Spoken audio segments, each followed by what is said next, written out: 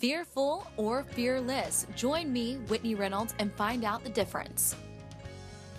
The Whitney Reynolds Show is supported by the University of Chicago Medicine Kovler Diabetes Center, at the forefront of diabetes care and discovery.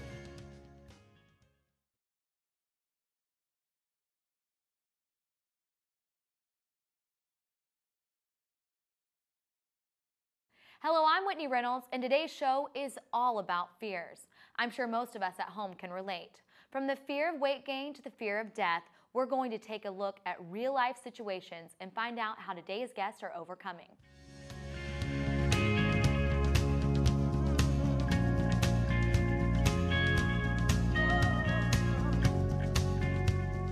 You're watching The Whitney Reynolds Show. Our first guest is Paul Wallenberg and is afraid of death. After losing his grandpa from lung cancer back in 2004, this fear became surreal. Paul decided to take control of this fear and make some major life changes. Not only did he quit smoking, but he also joined a cause raising awareness for respiratory health. He joins us now with more. Welcome to the show today, Paul. Thank you very much for having me. It's great to be here. So the fear of death became very surreal when your grandfather passed away. It did. I remember very vividly standing in his hospital room shortly before he passed, and seeing the pain that he was in, and he was suffering from lung cancer, and had some complications with pneumonia as well. And so, yeah, it's definitely something that's stayed with me throughout my life, and it's definitely, I think, a very prevalent fear for sure. Sometimes when death or major circumstances happen, you reflect on your own life. At that time when you reflected of your grandfather with lung cancer, did you evaluate some of your life decisions? Yeah, absolutely. I think, especially with smoking and respiratory health as a whole, it was about being ready. I'd always known that I had to quit at some point. And around, now the 10-year anniversary of his passing, I really started to feel the pressure personally. I'd always had pressure from family, my mom, my siblings, my dad, always telling me, you need to quit, you need to quit. And, now that fear and I think coupled with the anniversary of his passing, it finally hit the right chords that it needed to hit. And, that fear took over, and, I made the decision to get away from, one step closer to death. The fear of death and quitting smoking, I mean, in a way, quitting something that you've been doing for years is a fear in itself. Yeah, absolutely. I think a lot of the difficulty that I've had over the years in trying to quit has been like the fear of the disassociations, like after a meal, after a movie, there's all these weird associations that you have with smoking, and then it's like all of a sudden you don't have that crutch or that conversation piece, right? Like you're at a party and somebody's like, you want to go outside and have a cigarette? Like there's an instant connection, and like not having that anymore was a fear for sure. And I was like, what am I going to do? But it's much better, having been a couple months removed now. So how are you able to overcome the initial, not even just like the nicotine, but almost what am I going to do to fill that void? How were you able to? A lot of willpower and determination, I think. The Skyline Plunge definitely did it because I was talking to people that they're volunteers on the day of event, and they have these lung problems that aren't within their control, things that they were born with. And, looking at that and being like, wow, like I was choosing to do this to myself was definitely, I think, part of like getting over that hump and really having the drive to not smoke anymore and to really make a stronger effort to quit. I'd tried in the past, and I think it was those fears and the, just not having it that like drove me back to it, oddly enough. It's kind of a weird catch-22, but yeah, it was just, I think a lot of sheer willpower and Starburst and Skittles and. I was gonna ask, like gum. Yeah, exactly, mints, all that stuff. So. Okay, so finding people that can relate with you that have been in similar circumstances is a good connection to help you get over the hump. Yeah, absolutely, and I think the biggest thing out of that is like those people didn't have the choice to have these unhealthy lungs, and here I am like polluting my lungs, polluting my system. And so I think the biggest thing for me was like when I recognized that, like, this doesn't make sense anymore for me, right? Like I have this opportunity now to be as healthy as possible, and it's almost an affront to the people that don't have a choice, and so like seeing that and being in their presence on the day of was definitely, I think, a monumental thing in making me like commit to this decision. So yeah, you just touched on something that brings me to my next fear or question for you. You joined the Respiratory Health Association. Correct. And they have this Skyline Plunge. So I know what you're about to say, but you have another major fear. Yeah. So I've always had a major fear of heights, and I think to a larger extent it's almost like vertigo. When I'm in high up locations that are unenclosed, I have a very, very like bad, like nauseating feeling. And I remember like when I got up on for the plunge, when we do the test run, and there's like the open space on the side of the roof of the WIT, and you don't have anything. You're not even harnessed in at that point. I remember being like, oh my God, I need to get out of here. It's amazing how breaking one fear can lead to almost like a sense of fearlessness, because the fear of death led you to quit smoking. The fear of quitting smoking led you to join the Respiratory Health Association. It's just like a chain reaction of really breaking all your barriers. Yeah, and not that there's anything wrong with being afraid of heights, but for me, it's this idea of self-improvement. Once you kind of get going on it, it's like, what else can I check off? Yeah, I'm worried what else you're going to check off. You just like rappelled off the 27th floor of a building. Yeah. So what is another fear that you want to break? I think I don't know if this constitutes a fear, but definitely need to get in like the weight room more often and work out more, because like now I've given up smoking, and again, right, I have this opportunity to be as healthy as I can, and so I should probably continue on the journey of self-improvement. It's just it's easier said than done. Well, like you were saying, there is a lot of fear with self-improvement because it's kind of habits that we've been forming all over the years. Yeah. So if you could offer one piece of advice to people at home that are maybe struggling with something similar to you or maybe completely different, what would you say? I would say get involved in something that is, sort of aligned with whatever the cause is or whatever the goal that you have in mind. I've found that having a community around what you're doing is much easier than bearing it alone. Well, thank you so much for coming on. Thank you for having me. Our next guest has the fear of food. At the age of 14, Nicole Rohr-Stefani developed her fat phobia. She became anorexic and then bulimic. She's battled this disease for years. Welcome to the show, Nicole. Thank you. So what we just said about you was some deep stuff. 14 years old, you develop a fear that's kind of been with you your whole life. That's right, yeah. Eating disorders often develop during adolescence. You've got a lot of stuff going on hormonally, you're starting high school. For me, both of my parents got remarried in the same summer, right before I started high school. So a lot of changes. And so I think that combined with maybe a natural inclination towards eating disorders, it was just kind of the perfect storm. So this fat phobia, was it something that at the age of 14 you would look in the mirror and say, oh, I'm not skinny enough because of these models I see? Like or did someone say something to you like, oh, you're not this size? I was teased a lot in elementary school. I never had like a stick figure, always very curvy from a very young age. And I just knew that I looked different than other people. Combine that with some media pressures, I think that definitely led to, I just felt different. I thought about myself in a different way. Did you ever team up with anybody during this time and maybe do it together, or were you alone in this process of becoming anorexic? I think I was alone starting out. My friends were really freaked out.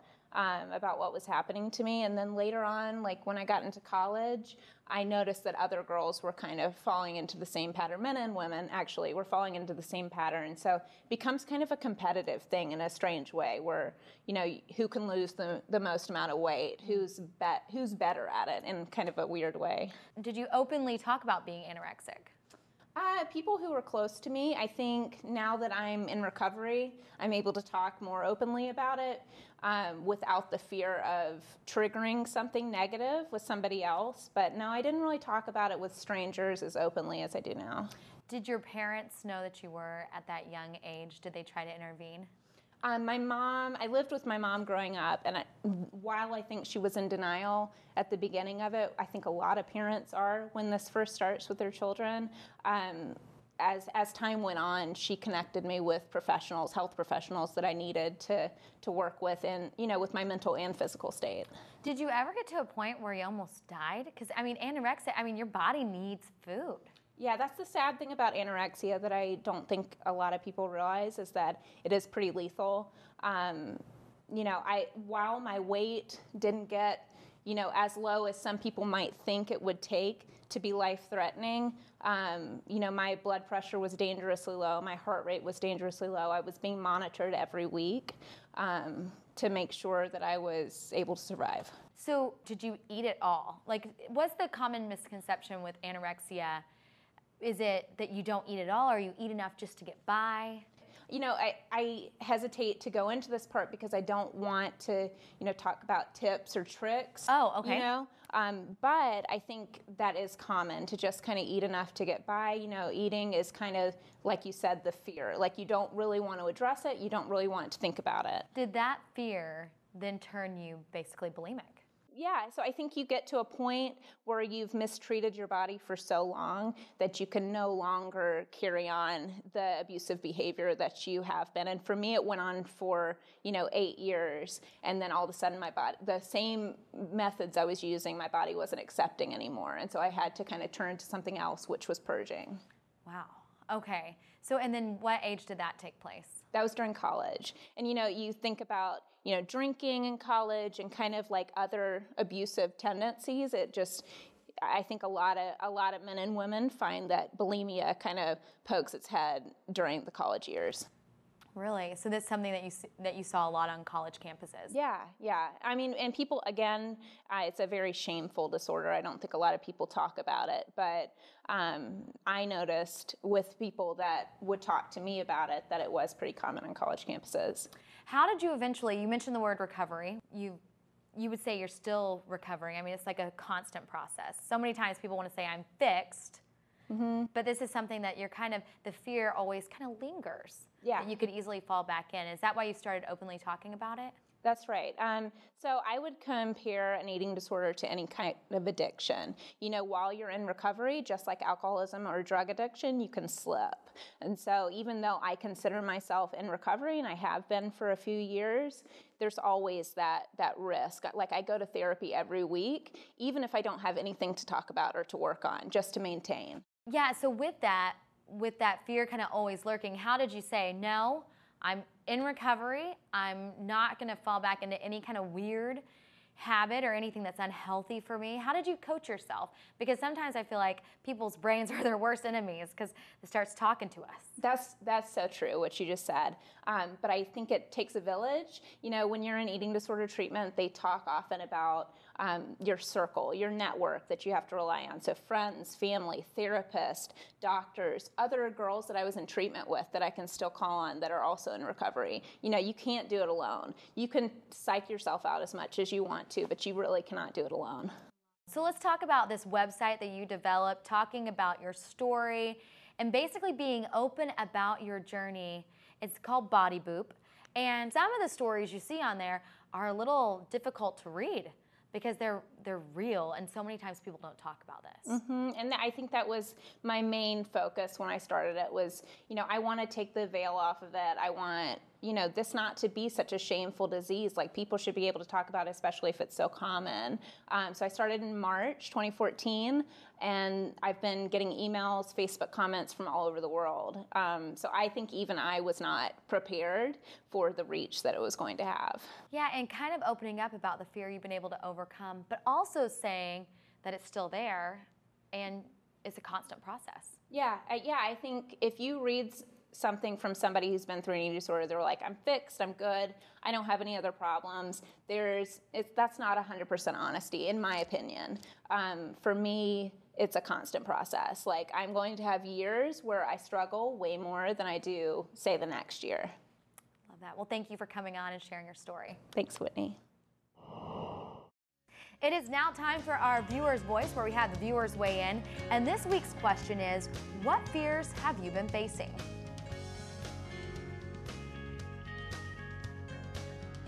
One of my biggest fears is that something will happen to my son and I won't be able to help him. I think about that quite a bit with a lot of violence that's going on. I'm raising a black man in Chicago, and so my fear is that something will happen to him and I might not be able to get to him or help him. Fear of failure. I just, it's one of the things that kind of was instilled in me to always do your best, and so whenever you mess up, it just feels like you let people down.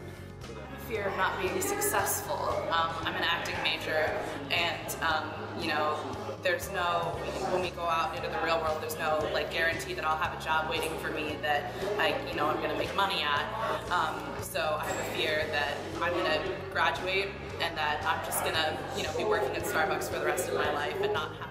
I fear God to a certain extent because I don't know where I will end up because of my life, and just fear in general because the environment I've been in my whole life.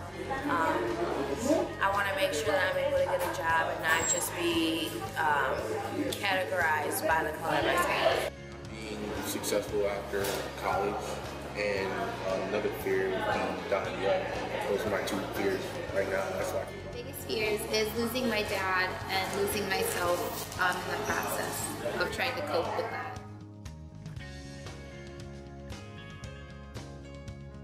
Well, our next guest that joins us on the set is a fear expert and life coach. Now, you have a lot of clients that have been dealing with fears. Let's welcome out Ellen Burton. Welcome. Thank you. Always good to be here.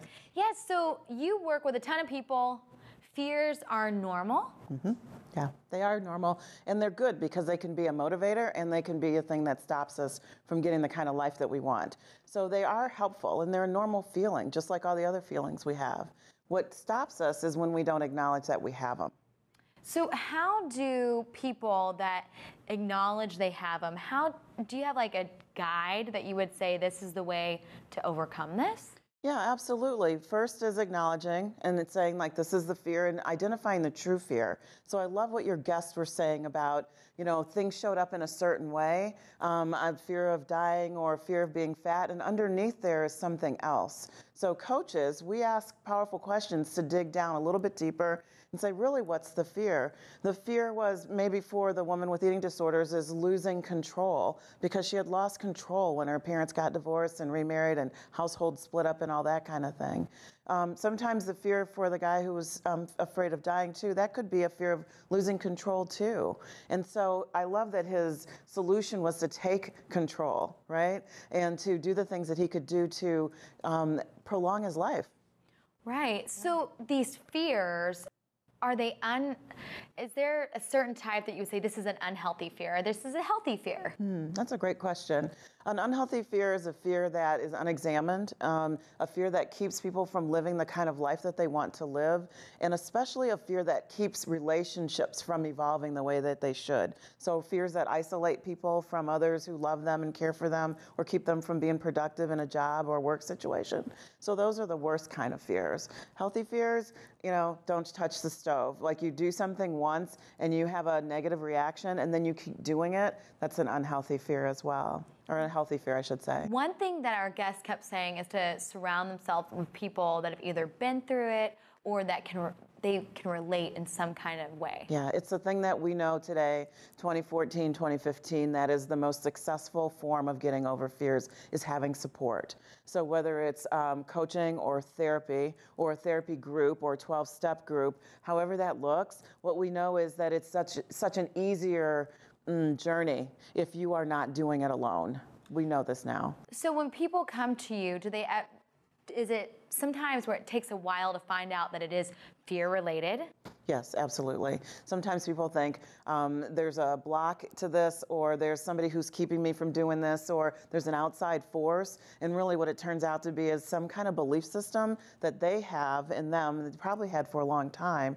And so it does take a little while to turn the belief system around. So we ask questions like, if you didn't believe this, right? Like if you didn't believe that eating something would make you fat, what would you believe instead? Like if you could choose a belief around eating a healthy meal, what would that belief be? And we introduce a whole nother way of looking at things. I mean, this is what coaching is about, changing the observation point so people can see that they have other options for actions, and then they get the results that they want.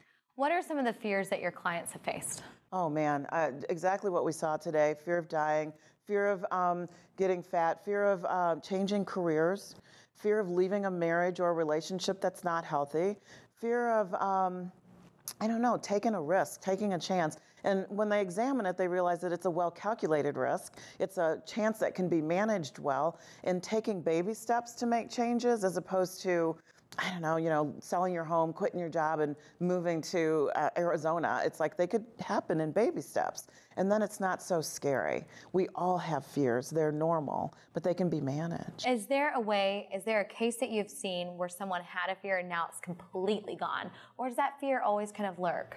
I think that for a lot of people, the fear may always lurk in some form or fashion. If it's an event that they're afraid of, it usually will dissipate once they step into the event, like Paul and going up to the top of the Whit, right? Once he's gotten over it and once he's done it, he realizes that the fear is not legitimate. I love the acronym for fear, right? False evidence appearing real. It's perfect, and a lot of times that's the case. If it's a long-term fear that's hooked up to a belief system, like an eating disorder or alcoholism or drug addiction or being in a poor relationship and thinking that this is my only choice, when people get to that place, if they can identify the evidence and review the evidence and find out that it actually isn't true, then they can take steps to doing something different and getting a different result. Well, I love what you said, taking steps, surrounding yourself with people that have been through it or seeking advice from either a life coach, counselor, or mentor. Mm-hmm. That always helps. Absolutely. Anything else that you would leave our viewers with? I would just say this, not to shame oneself or to beat on oneself about having a fear, not to keep it secret. There's a difference between secrecy and privacy. So not to keep it secret, but to share it with somebody else, because sometimes just putting air and light on a fear will help it dissipate and become more manageable. And the goal is always to get the fear manageable and then start mapping out baby steps. And most fears can be overcome. People have a great life as a result. So last question for you. If you're a bystander of a fear of someone else and you're seeing that it could be threatening, what would you recommend? I would say once is information, twice is control. So to point out that you notice this in the other person is loving and kind, not in a shaming or derogatory way, but to say, this is what I observe, and then to offer support or offer some help around it, whatever that person thinks the help would be, and then do that. And if they're not ready to face it, take a look at it, break it down and find baby steps that you step out of it. So you offer it once and then you let it go. Awesome. Well, thank you so much, Ellen. We always love having you on. Thank you. It is now time for our social sizzle. Today we've been talking about fears, and our next guest might be considered fearless. Nick Walinda, king of the high wire, joins us now with more. Tell us about your biggest fear that you've ever faced in this industry. What you call fear, I call respect. I respect deeply what I do. I respect the fact that I could lose my life on that wire at any moment. It's similar to people that are scared of spiders, in my opinion. You can call it fear, debilitating fear, Or you can call it respect, and you can say, you know what, I respect that animal because it could hurt me. And I just choose to program my mind that way. And I think really fear comes from inside, and to overcome a fear, we have to reprogram the way that we think. And really that's what it's about. Anytime a negative thought comes in my mind, I counter it with a positive thought, whether it be bad weather or whether it be, raising my son and having an issue with him. I always counter those negatives with a positive. Is there something that you do, kind of like a test before you go out there to know, okay, like if worst comes to worst and a bird flies on my pole, I can grab the wire? Is there like something that you do that you make sure that you know that you're going to be okay? Yeah, preparation and training, that's what it's all about, being prepared. And that's how I can walk up onto a cable 600 feet high and step out there and be confident enough that, hey, I can make it from point A to point B. And that's because of my training, because I'm prepared properly. I'm prepared to grab that wire if I have to. And I know I have the ability to make it from point A to point B before I take that first step. What would you say to viewers at home that are maybe facing a fear? Again, fear usually comes out of negativity, in my opinion. And it's really, in a lot of times, negative situations that have happened in the past that we may not even realize happened. And really, in my opinion, it's about meditating on the positive and focusing on the positive, not dwelling on the negative. We are, as humans, we're programmed to for some reason, focus on the negative.